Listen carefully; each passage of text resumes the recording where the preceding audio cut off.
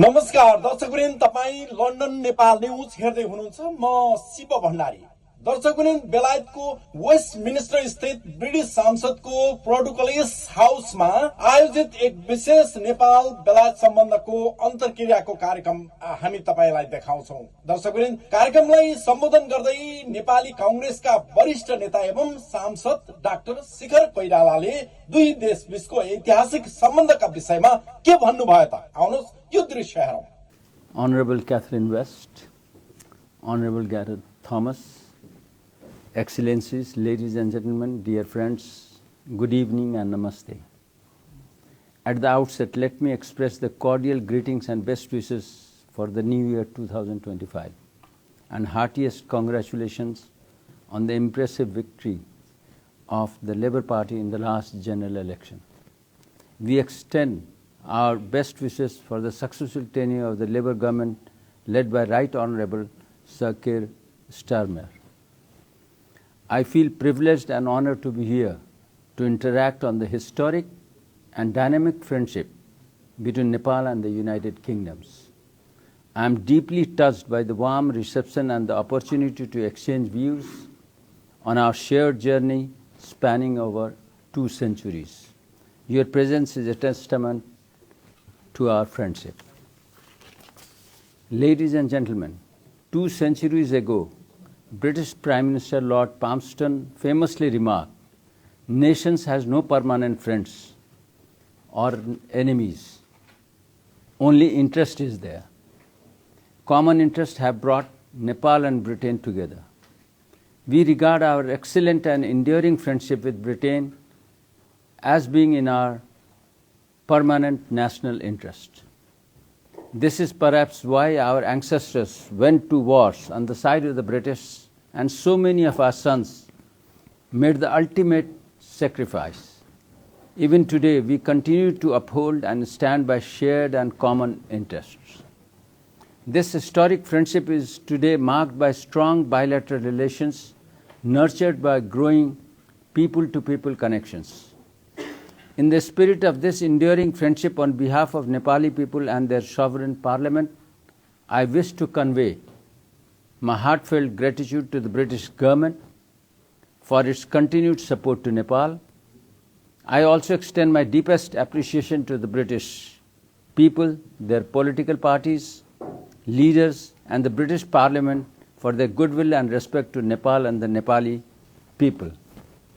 Dear friends, the distinguished service of the Gurkhas in the British Army has been central to our bicentennial diplomatic journey.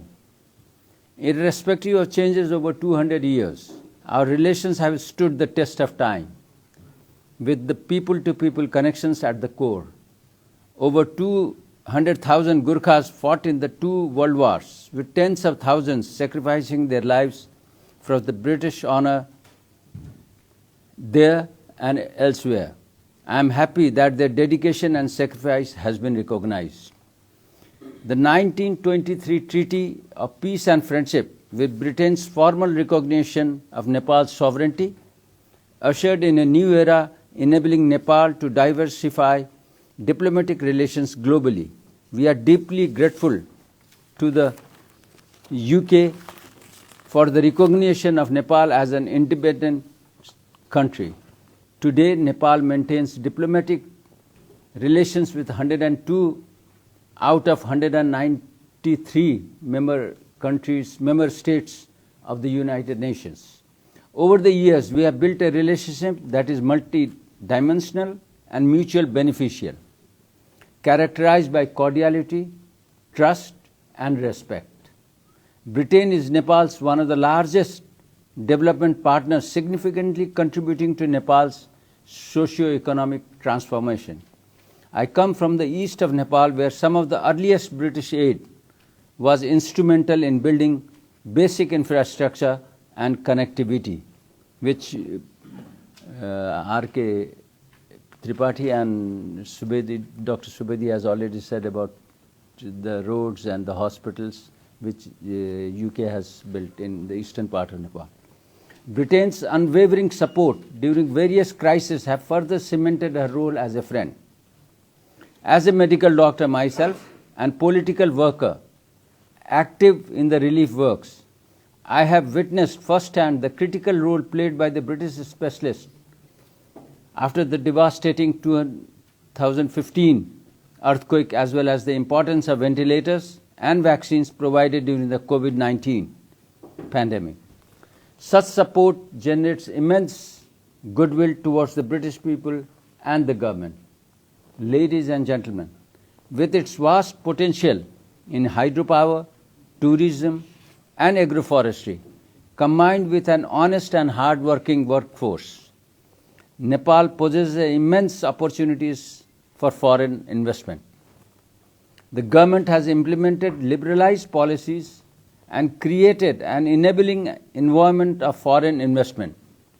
While current cumulative British FDI in Nepal is noteworthy, there remains substantial room for growth. Nepal's strategic location between the world's two fastest growing economies and the largest markets, both extending quota and tariff-free market access to a wide range of Nepali products, combined with the British edge in science and technology, provides tremendous potential for British-Nepal joint ventures across various sectors. I urge you to further encourage the British investment in areas such as clean energy, tourism, hydropower, agroforestry and technology, among others. Britain is one of the Nepal's top trading partners. However, recent data indicates a substantial trade deficit. Despite Nepal benefiting from preferential market access under the UK's enhanced framework scheme, this persistent trade imbalance underscores the need to enhance the availability of Nepali goods and services in the British market. Allow me to say a few words about the Nepali diaspora in the UK. Those working as doctors, nurses, lawyers, pilots, engineers, accountants, and in the catering and hospitality industries contribute to the vibrant British economy and society. It is gratifying to note that an increasing number of Nepalese are also seen participating in the UK's political, including electoral processes. Also thanks to the constant effort put in by the British Nepal Society here and the Nepal Britain Society in Nepal. Sister city relations between cities in Nepal and the UK are fostering closer ties between our peoples. The prestigious Chevening Scholarship Program and its alumni further enhance people-to-people connections. These developments highlights how our bilateral relations have been significantly diversified, deeply enriched, and mutually beneficial. Exchange of high-level state and official visits, professional and business delegations has been instrumental in strengthening relations, fostering mutual trust, and enhancing fruitful cooperation. Parliamentary delegations are particularly valuable in our multi-dimensional relations. Respected friends, as you know, Lord Buddha, the universal messenger of peace, was born in Lumini, Nepal. Similarly, Britain is hailed as the birthplace of parliamentary democracy. Their values bind us, our two nations, together.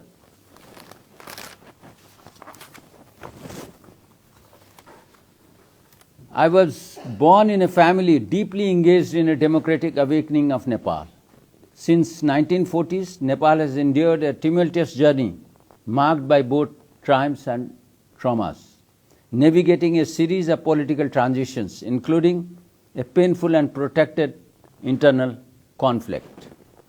Throughout these transformations, the Nepali Congress played a vital role, particularly in steering the violent march to insurgency towards peaceful constitutional and political competition for power. Yet our struggle continues. We are still working to heal the wounds and wipe away the tears of those most affected by past injuries, injustices, and scars of the recent violence. Recently, Nepal's House of Representatives passed the Transitional Justice Bill for the Investigation, Truth and Reconciliation Commission Third Amendment Bill. This, I hope, will enable us to end the political transition and fulfill the promise of a sovereign, democratic, peaceful and prosperous Nepal through improved governance. Nepal will continue to look to Britain for goodwill and understanding as we strive to strengthen democratic norms and institutions. We firmly believe that democracy is indispensable for development. We are strengthening grassroots democratic institutions through our federal structure to align with people's aspirations and take the governance closer to the people. However, democracy without meaningful development holds little value. For us, democracy, development, and effective delivery are mutually reinforcing. This is all the more important for a new democracy like us. Today, democracy faces the challenge of the risk of populist politics, extreme nationalism, communalism, and economic nationalism, which we believe also undermine the spirit of multilateralism. B.P. Kogarah foresaw this in 1970 and warned, I quote, "If democracy has to be saved, we cannot afford to give in to the populism." End of the quote. His words remain prophetic today. As a proud representative of the Nepali Congress, the premier democratic socialist party of Nepal, I wish to express my special appreciation to the British Labour Party for its solidarity with our founding leader B.P. Kogarah during some of our most challenging times, including his imprisonment, exile, and struggle for restoration of democracy. I recall with pleasure that BP attended the Labour Party conference held in Blackpool in 1970. With this history of solidarity, mutual understanding, goodwill and support, I extend on behalf of the Nepali Congress and on my own behalf our sincere gratitude to the leaders of the Labour Party for standing with us and the people of Nepal in the past. We look forward to continued fraternity in the days ahead. Having made these remarks, let me conclude with the following reflections. 1. In the post-Cold War world, the global political, economic and strategic focus is shifting towards Indo-Pacific and South Asia as an epicenter. With growing mobility, people of South Asian origin are playing increasingly significant roles in professional and public life globally. I see the increasing engagement of Nepali diaspora and British professional and public life profoundly and positively contributing in strengthening Nepal-UK relations as well as supporting our ongoing endeavor to institutionalize democracy and human rights in Nepal. 2. As a landlocked and least developed country, Nepal faces unique vulnerabilities. Climate change is significantly impacting Nepal's Himalayan ecosystem, without it contributing mainly to the climate crisis. Our British friends can play a vital role in supporting Nepal's legitimate demands for climate justice from the international community, particularly in securing financing for our mitigation needs. 3. Maintaining excellent relations with our two increasingly powerful neighbors is not merely a geopolitical necessity, but a cornerstone of our carefully crafted foreign policy. As Nepal's oldest democratic friend and major Western power, Britain's understanding of Nepal's stance on non-alignment is both regional and global context will be vital. 4. As I mentioned, services of the Gurkhas is central to our long-standing relations. I understand a bilateral committee is looking at some of their grievances. In the spirit of our deep friendship and the professional dedication and personal sacrifices of the ex-Gurkhas for the British honor, I urge the committee to resolve the just demands of the Gurkhas without delay. Finally, I find it hard to believe that no British Prime Minister has visited Nepal in 200 years of our friendship. In my view, this long overdue visit would greatly help solidify our historic relations, sending a good message of Nepal-Britain friendship in the rapidly changing world. Linked through the shared experience of history and common aspirations of our peoples in changing times, Nepal-Britain relations remain relevant and strong today as they have been historically. Democracy, human rights, pluralism, people-centered good governance are common aspirations of our people. Commitment of our parties and the governments, sustaining these values in their finest traditions is the surest way to build a towering new architecture on the foundation of our historic ties. In this endeavor, I welcome this opportunity for our conversation today and hope to continue in such meaningful dialogue here in London and in Kathmandu. Thank you.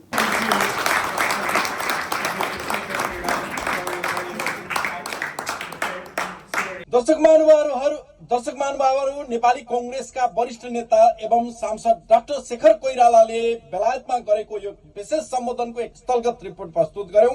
तपाई हेर्दै गर्नुहोला London Nepal news.